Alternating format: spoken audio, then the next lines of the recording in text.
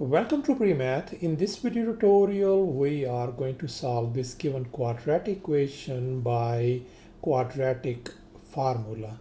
Before we go any further, let's look at this symbol. This symbol is called omega. Once again, this symbol is called omega.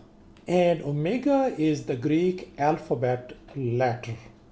So let's go ahead and get started with the solution. Right now, here is our quadratic equation.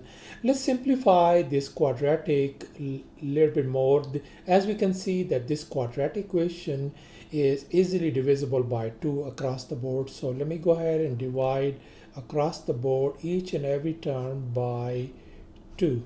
So this is going to simply become omega square minus 3 omega minus 18 equal to 0.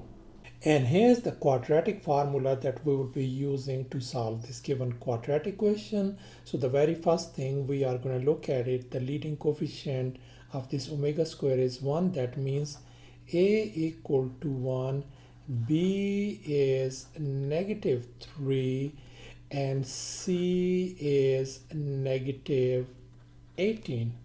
Now let's go ahead and fill in the blanks these values. So omega equal to minus, and b is negative 3 plus minus. The square of b is going to become negative 3 square minus 4 times a is 1 and c is negative 18. Everything is divisible by 2 times a is 1. Let's simplify that one. So that is negative become positive 3 plus minus. Inside this radical symbol, we are going to have negative 3 square is 9. Negative 4 times negative 18 is going to become positive 72 divided by 2 times 1 is 2. So that is going to give us 3 plus or minus square root of 81 divided by 2. So omega turns out to be 3 plus or minus square root of 81 is 9 divided by 2. And now in our next step, we are going to split these positive and negative sign. So I can write on this side omega equals to 3 plus 9 divided by 2. On the other side, omega equal to 3 minus 9 over 2.